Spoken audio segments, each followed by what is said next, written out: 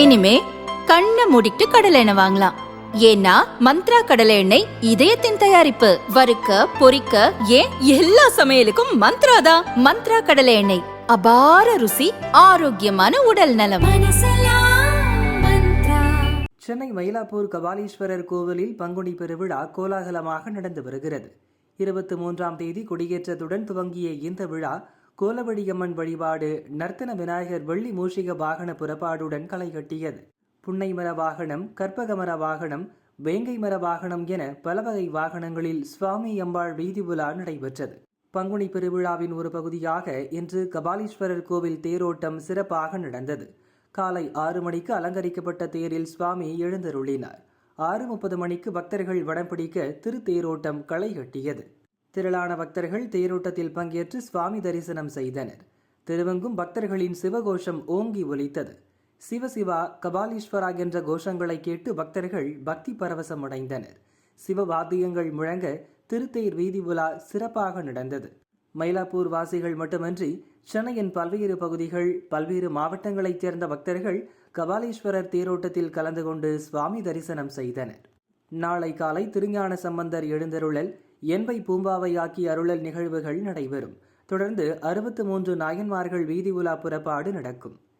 இரவு சந்திரசேகரர் பாரிவேட்டை நிகழ்வை காண ஏராளமானோர் திரள்வர் என்பதால் கோவில் நிர்வாகம் சிறப்பு ஏற்பாடுகளை செய்துள்ளது. ஏப்ரல் 1ஆம் தேதி தீர்த்தவாரியும் அன்று இரவு திருக்கல்யாண உற்சவத்துடன் கொடி இறக்கப்பட்டு பங்குனி பெருவிழா நிறைவடையும்.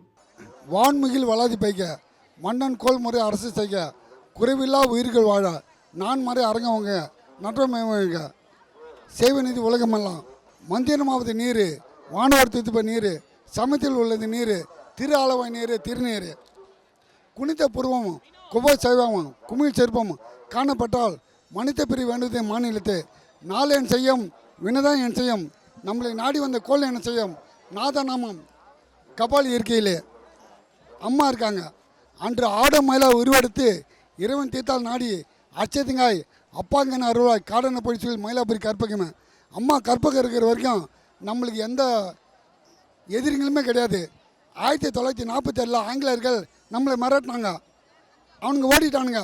ஆனால் அம்மா கற்பகம் இப்போ கிறிஸ்தவர்களை எதிர்த்து நம்மளுக்காக போராடுறாங்க. ஆனால் அம்மா நம்மளை கிறிஸ்தவர்கள் இருந்து காப்பாற்றுவாங்க. கையிலேயே மயிலை, மயிலையே கையிலை என்பது வாக்கியம்.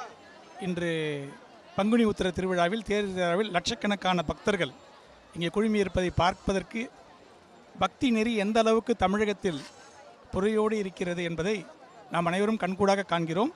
இதை போன்ற ஒரு சிறந்த விழாக்கள் வருடா வருடம் நடைபெறுகிறது.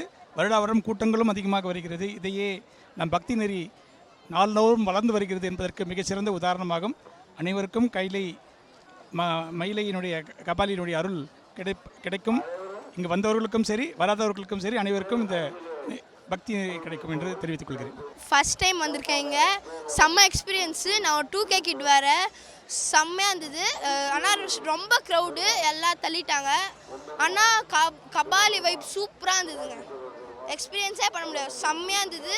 அடுத்த வருஷமும் வருவேன், எல்லாருமே வரணும், எல்லோரும் என்ஜாய் பண்ணணும். தேங்க்யூ. 38 வருஷமாக மயிலாப்பூரில் தான் இருக்கேன். மகா பெரியவா சொல்லுவா, மயிலாப்பூரில் இருக்கணும்னா புண்ணியம் பண்ணியிருக்கணுன்ட்டு. நாங்கள் புண்ணியம் பண்ணியிருக்கோம், பூர்வ ஜென்ம புண்ணியம். அதனால தான் எனக்கு இந்த வாய்ப்பு கிடச்சிருக்கு. ஏற்பாடுகள் இந்த வருஷம் ரொம்ப ரொம்ப அருமையாக இருக்குது. இந்த தேர் திருவிழா ரொம்ப ரொம்ப ரொம்ப சிறப்பாக இருக்குது. எல்லாருக்கும் ஒரே ரொம்ப சந்தோஷம். அதில் இன்றைக்கி ஞாயிற்றுக்கிழமை வந்ததுனால ரொம்ப கூட்டம், ரொம்ப அருமையாக இருக்குது. நன்றி. நான் நேற்றுக்கு தான் இந்த கபாலி கோவிலுக்கு வந்தேன், ஃபஸ்ட்டு டைம். ரொம்ப பிடிச்சி போச்சுன்னு அம்மா அப்பா கிட்ட ப்ளீஸ் பண்ணி இன்றைக்கி வந்தேன். ரொம்ப அழகாக இருந்தது, எல்லாத்தையும் ரொம்ப நல்லா செட் பண்ணிடுறீங்க. நான் எல்லோரும் வந்து சொல்வேன், எல்லோரும் ஒற்றுமையாக இருக்க, எல்லோரும் பாருங்கள். நான் 30 வருஷமாக வந்துட்டுருக்கேன். 10 நாள் உற்சவம் டெய்லி வருவேன் கபாலி பார்க்குறது. ரொம்ப 10 நாள் ரொம்ப நல்லா நடக்கும் உற்சவம். சுவாமி பார்க்குறது ரொம்ப நல்ல கூட்டம் இருக்குது.